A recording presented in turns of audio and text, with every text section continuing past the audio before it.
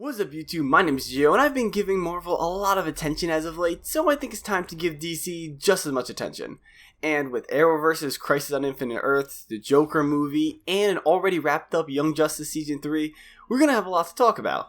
However, there's one show that I made my distaste for very public, that being Titans. I thought the show had a very weak story, focused too much on Dick Grayson, and it didn't make the Titans feel like a family. It also had a horrible Season 1 finale because the showrunner, Greg Walker, thought the actual finale would be better as a Season 2 premiere, and that at the end of episode 11 of Season 1 would be a much better way to end it. Spoiler alert, it wasn't. The show felt very incomplete, which just elevated Titans to being bad to just a waste of time. Needless to say, I wasn't a fan of Titans. Until I saw the Season 2 premiere, and it all made sense to me. That's right, Titans Season 2 is so good in my opinion that it made Season 1 better by association. But why is this? How is it that one episode was so good that it made the previous season better? Well, let's quit rambling on and get into why Titans Season 2 is already great. Hank, Dawn, this is Corey Enders. She's an alien. What? It's true. Could have put a little more love into that. There are two major things that will elevate this episode and the rest of Season 2 to greatness. One of which is the writing. More specifically, the dialogue between characters. In the first season, we didn't get a lot of good interactions between our core group of Titans. There was no lightness between characters. They didn't really banter with each other, and as a result, it made their connections feel weak. You couldn't see this group becoming a team, or really good friends for that matter, because their interactions were so bland. The Season 2 premiere is the exact opposite. At least I'm not draining my powers just because I can't sit still. That's the Titan who quit. You really want to go there right now? So what are we, Titans 2.0? Titans Next Generation. You're the new Robin? President accounted for, babe. Babe. What did you say? You see what I mean? That's personality behind all those lines. It makes characters feel connected, like a legitimate group of friends. This is the kind of writing we needed in Season 1. It gives us a chance to see these characters' relationships with each other, and how unique they are. Donna's interactions with Corey are light years different to how she would interact with Hank or Dawn. Because where Corey and Donna just met and didn't really make the best impression on each other, Hank and Dawn have history with her.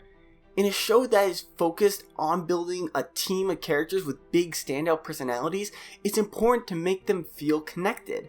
And that is done so well in this episode thanks to great writing and dialogue.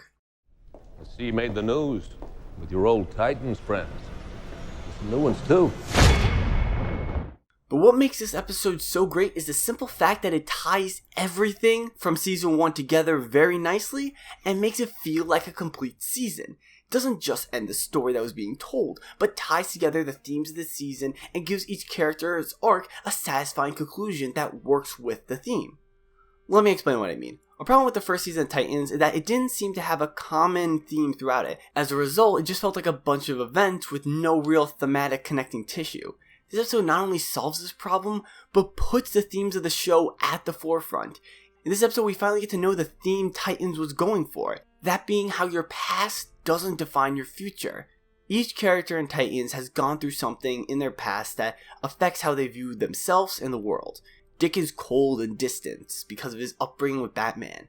Rachel thinks she's a monster because of who her parents are and how her powers has only been used to destroy and kill. And Corey has to deal with her past as an alien who was brought to Earth to kill Rachel rather than protect her. These characters have all gone through trauma that should define their futures, and many of them believe it does. But it's through their friendships with each other where they learn that it doesn't have to.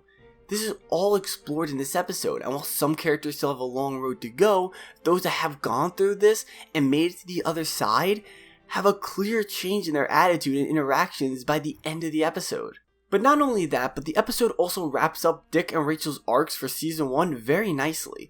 Both characters end up drastically different from where they started at the pilot, as they have accepted their past, and whether it could have been better or not, they know it doesn't define their future.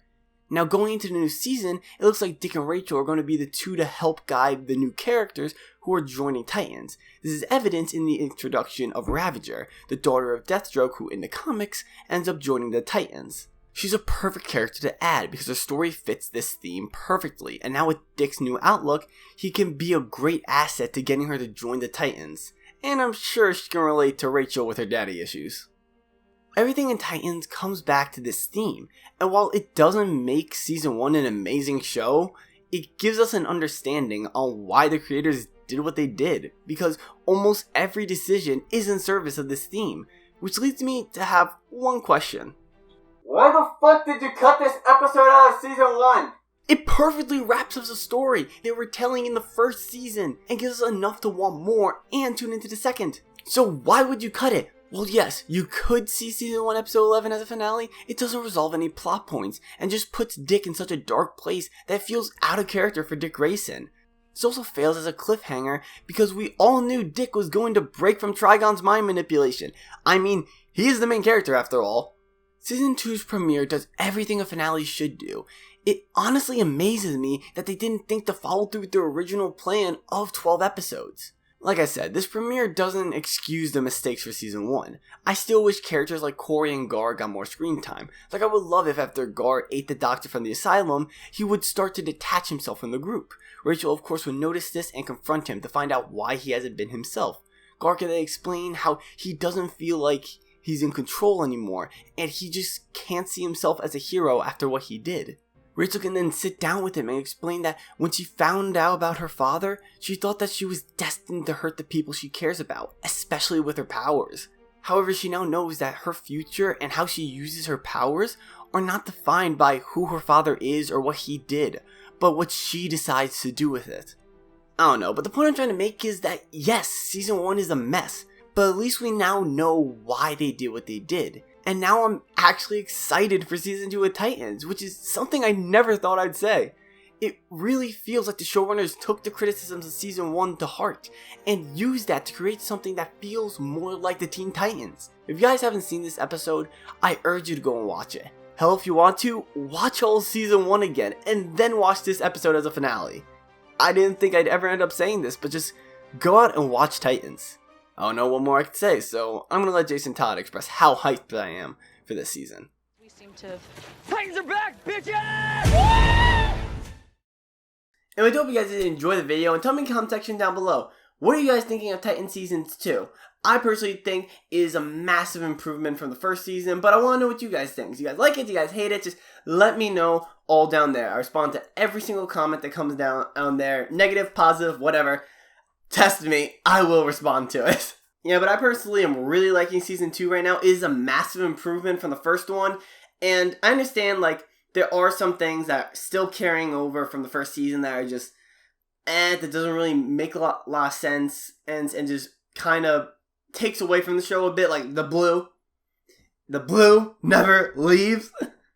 But I think it's easy to forget that there are people behind these shows that are making them. It's not just DC just pushing stuff out there and making it in a freaking lab or anything. Like these are actual people who have sat down and thought, okay, this is the best decision for the show to go. So, when you see this improvement, like that, they actually seem like they're taking what the audiences didn't like, at least character-wise, from the first season, and fixing that, like, immediately, I have to give them praise where it deserves. Anyway, those are my thoughts for Season 2. Also, sorry for this video being a little bit late. I was actually on vacation with my cousin and his family. Had a good time. I got to wind down, and I actually did get some editing done, just not a lot because we were out, we were doing things. It was fun, but now I'm back on the grind, back doing work, got this video done, pumped out, and now I want to be working on a video on Young Justice Season 3. Because I think there's a lot that can be talked about there, and I'm not sure how I'm going to really go about that. I don't know, the third season has me conflicted. Like, I need to go through and, like, review the season just to make sure I'm like, okay, these are my thoughts. So it might take a little longer, but I hopefully want to get a video out by next week about that.